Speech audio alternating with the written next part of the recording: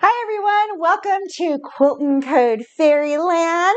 I'm Allison and Lanny's behind the camera, and we just want to thank you for joining us this month for Mini Month. And this is the almost done project. We're finishing all our filming up today so that we can get it edited so you guys can see the final projects.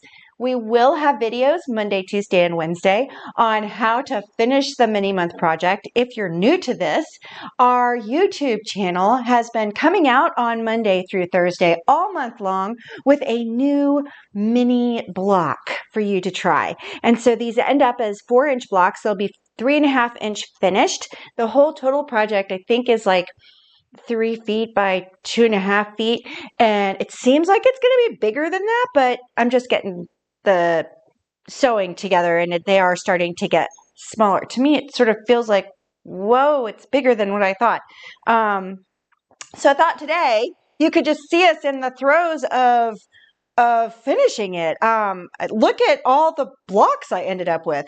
If you have not ended up with all those blocks, or you get halfway through and have decided that I have done enough blocks, I just need to put this thing together, then let me show you how to do that. So we are, you could do it one of two ways. I ended up with so many blocks that I decided to use every single one of them. You don't have to do that. You could take and intermix and I think Lanny's going to have to get up and move. You could put in your rows of 4, because I have 5 rows of 5, and then 1, 2, 3, 4 rows of 4. And so you could put in your rows of 4 a focus fabric or a beige, and it would just be gorgeous, and it will actually make your blocks probably pop a little bit more. I think this is going to end up being a bit busy, but I love it anyway because I'm using every single block. So let me show you what I have left over here and give you a couple of things that are coming up this week. We are using a brand new, I sure hope I'm putting these blocks in the right place. There we go. We're using a brand new tool this week, and it's not brand new to us, but it might be brand new to you, and it has made the process for cutting out all these daunting strips, the 4-inch by 1-inch strips, a little daunting. And so, but see, I have secrets, and that cutting is shaved to nothing. And in fact, I get a little carried away. So let me show you why I get a little carried away. First, I need to drink some of my fairy juice because I was just eating lunch and it caught in my throat. Okay, so before we sew, I'm going to move my sewing machine over and bring out my cutting station. So we're going to need about, for my project, for the finished project of what I have here, I needed 50 of these 1 by 4-inch strips. Now, I did use a layer cake, plus I added on some beige fabric. I'm adding on about 1/3 of a yard of beige fabric that I mixed in with some of the blocks just to sort of give some continuity. I'm going to use that around the border as well because I'm not quite there yet. The border filming is happening tomorrow. Sorry, you can't see that quite yet. You'll have to wait till Tuesday. And so the border filming will happen tomorrow, and that video will come out on Tuesday if you're interested on seeing how that border goes together. So for my strips and for my little cornerstones, I'll show you what I've done. Okay, so this nifty tool is called a Stripology, and I have a larger one as well. They come in several sizes. I used the larger one to cut a whole bunch. I probably cut too much. That's the problem with the Stripology, is I get carried away. So I probably didn't need this much. But you know, I'll find something to do with inch strips.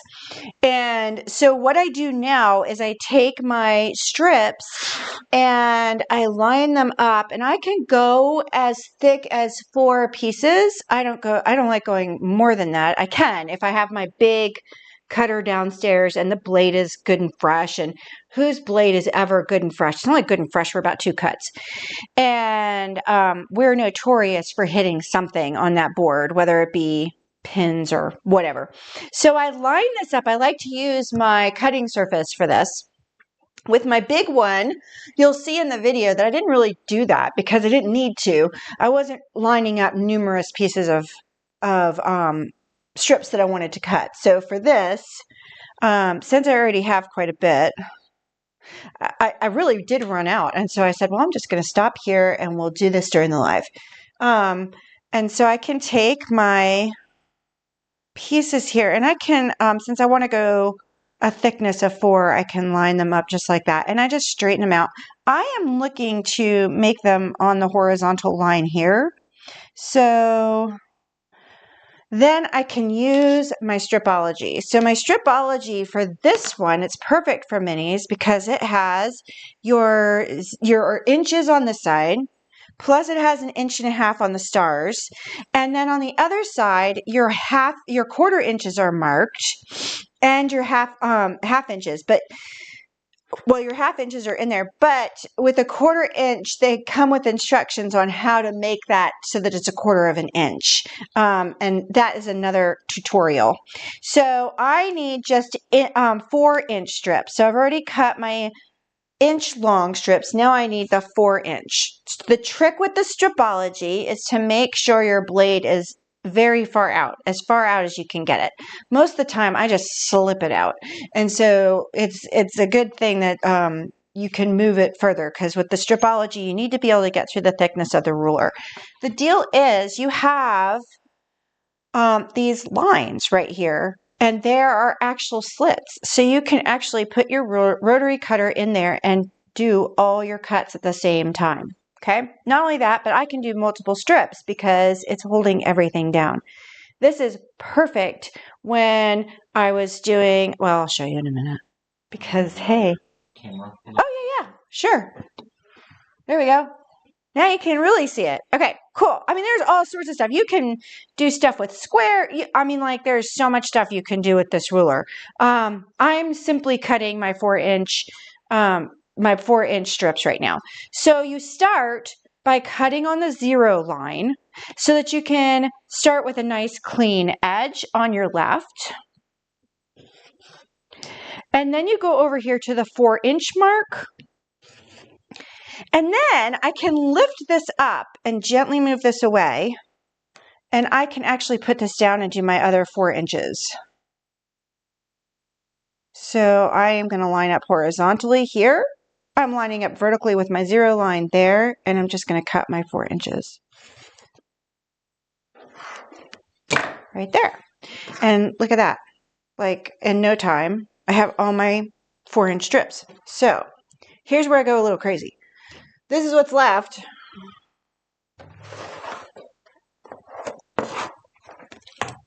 Like, I still feel like I have too much stuff left. Like I need to make like several more blocks, don't you think? Because I have way too much stuff left. So what I'm doing now is creating little, I want to have these strips are going to go, you can see I have already started with my strips going this way. So when you do a quilt on point, your rows are diagonal instead of straight on. And so this is confusing to me. I do not think very well sideways. And so the biggest thing that I'm having issues with is simply making sure that I have several things that are fussy cut, and I just want to make sure they're not upside down. I don't care if they're sideways, but they can't be upside down. So I'm making sure they're not upside down. And that's what's sort of, so I had to rip this one because I stuck it on this one because I was so worried about this guy. I mean, that's how my mind thinks. The way I do my strip piecing is I start with the top one and I go ahead and put my 2 on there on the very top of my row. And then I put one on the bottom of each of the others. And then I go back and I start piecing them together in 2s, piece them together in 4s. They're odd numbers. That helps because when I get through with a row, I count if I have 8, which I did because I put them on this row. I knew something was wrong. So I went to my phone, which had a gorgeous picture of how I had laid everything out, and I could tell right away where I had gone wrong. And so that's important. Have your phone handy so that you can take lots and lots of pictures. I think my fairy hair is falling. I can feel it. Okay. So, I want to put little cornerstones in each one of these corners, along with my sashing. So I have gone ahead and I've cut a whole bunch. It didn't take me but 2 seconds, but I'm going to show you how to do it. So I have taken several different colors and I can lay them out here. And this is where I get super carried away. Ooh. Need to have this one. Gotta get the color in there, man. Especially, I mean, I can't believe I still have this much color left. Because those were like the first ones I thought I was choosing. But that's all right. That's all right.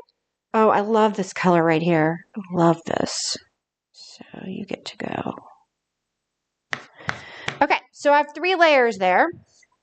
And what I'm going to do is I'm going to start by, this is pretty lined up down here. In fact, I can even do that. That would probably save some fabric right there. So I am going to line up with my horizontal here. I better move it down here because I've got so much of that purple hanging down low. So I've got my horizontal here, my vertical here. I want to take off just a little bit because I've got the pinking edge of the fabric. So I'm going to go ahead and take off a little bit and that'll give me a nice straight edge. And then I'm going to go ahead and cut the 1 inch and the 2 inch. And that's probably good for right now because I keep getting carried away. So now I'm going to move these out of the way, maybe.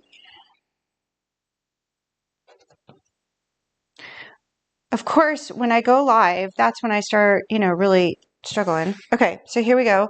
And then I can turn these this way, or I could have turned to my table. And now I can go this way. Let's get you guys off. Little fringe.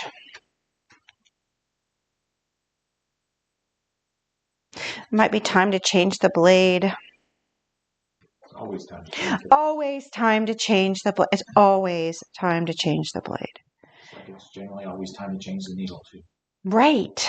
Well, and my machine is squeaking, so I think after this project, it's time to clean the machine. So now I can go in here, and I think I'll do it twice just because I'm having some issues. 1, 2, and I can get 3. Oh. So, like, I was making this gorgeous bee quilt. It was gorgeous. And I was using the Stripology. I have a stack of 2-inch squares this big that were not needed. I got carried away and was just cutting and singing or something, and it was all over. And so you can now see that once I pull that away, I already have what? Well, and I was filming earlier, and so I have a ton of little 1-inch squares. And so what they're going to do is now once I get all my rows, I am going to make strips of, I'm going to make strips of my 1-inch squares with my 4 1x4s, and then I can put them, I will start lining everything up together. I also have some corners that I'm going to do. And so these will go in here like that. And it was so funny. I decided to use this fabric that had a whole bunch of print on it. And when I cut them the way I did, I perfectly came out with being able to put them right side up on the sides, the bottom and the top. I'm sitting there going, how did I do that? That was just amazing. So these will go here, and then you've got your cornerstones like that. And it's just gonna be gorgeous. I'm so excited. And so by the end of today, I should have all of these done and be ready to film putting on my corners and getting everything together. So I'm so excited. Yeah, so that's it. And then we put the borders on. So the borders are easy. They are 16 flying geese, few stars in the corners and that type of thing. And then just fabric, because I'm filling in the space with the beige fabric that I need around the border, so that I can show off the flying geese in the border. So I'm so excited. It looks so cool on the picture. Hopefully it'll look cool in the project. So yeah, I'm ecstatic. So May Mini Month has gotten us a whole bunch of new subscribers, and has been a blast for me because I have wanted to take on a mini project for a long time. So yeah, if you have any questions, you are welcome to give us a call, or you can email us at info@quiltandcode.com, and I'll be glad to talk you through anything. Like I said, every single thing is on the website and on our YouTube channel. So just go to the website and it'll take you, says follow us, and you can go straight to the video series if you're interested in any of the blocks. And then let's see what's coming up. Thursday night, I'm so excited. We're doing our very first nightcap. And we're going to wrap up May and bring in June and show you all the new things that are coming to Quilt and Code in June, as well as some of the video series that we're putting out on YouTube, and all our fabric. Like, Will has gone crazy. My brother has decided that just about every single piece of fabric in the shop should go on sale. So he's gone crazy for the month of June. It's Pride Month, so we'll be doing lots and lots of rainbow stuff. And yeah, so excited. Any questions? All right. Well, we will see you guys next week on Thursday for our nightcap. Thanks for joining us for a mini month and joining me in Fairyland. We'll see you next week. Bye.